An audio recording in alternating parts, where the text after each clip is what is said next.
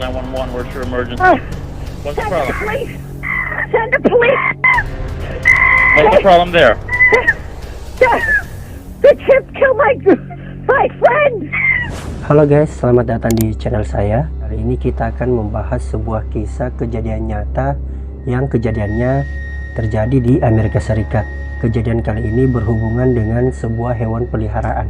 Bagi sebagian orang, dengan adanya hewan peliharaan bisa menjadi hiburan tersendiri bagi seseorang. Namun, tidak dengan kasus yang satu ini, karena dia diserang oleh hewan peliharaannya sendiri. Bagaimana kasusnya? Mari kita bahas ceritanya.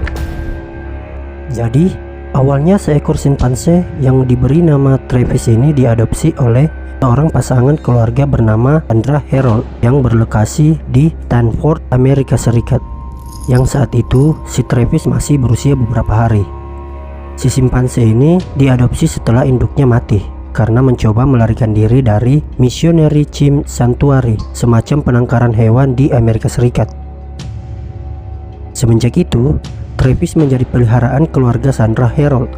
Travis menjadi kesayangan dari Sandra.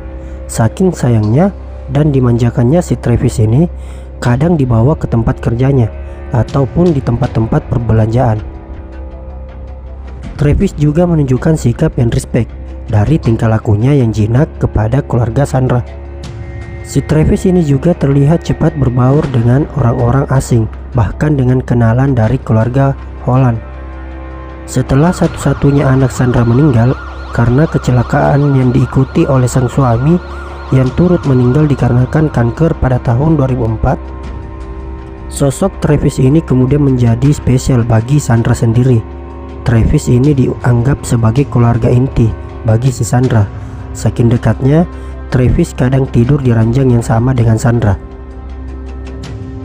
Namun, tidak berselang lama, sifat si Travis ini menunjukkan sikap yang mulai tidak terkendali. Puncaknya, si Travis menjadi brutal dan menyerang seorang wanita pada bulan Februari 2009. Kejadiannya, saat itu wanita yang bernama Carla Ness sedang membantu Sandra di rumahnya. Tiba-tiba saja, sosok Travis menyerang Carla secara kejam dan brutal. Sebenarnya, sosok Carla ini bukanlah orang asing untuk si Travis, karena memang si Carla sering mengurus Travis kalau Sandra sedang keluar. Namun apesnya, Carla yang kala itu datang ke rumah Sandra dengan potongan rambut yang baru tidak dikenali oleh Travis.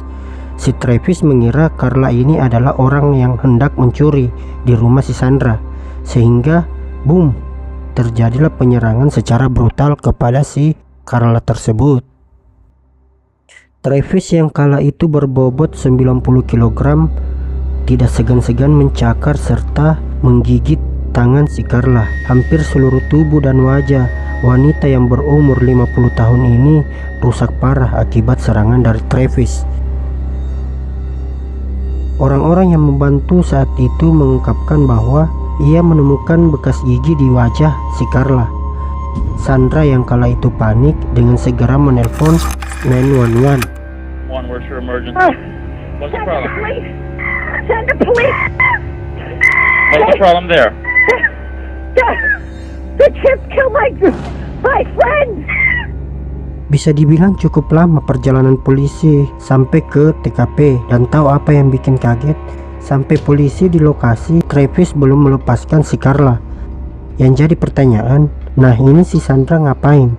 Pada akhirnya polisi yang tiba di lokasi melihat Carla yang sedang diserang dengan sigap menembak si Travis ini dengan senjata, sehingga si Travis akhirnya meninggal. Carla yang kala itu dilarikan langsung ke rumah sakit untuk diberikan perawatan darurat serta pembedahan kurang lebih selama 7 jam.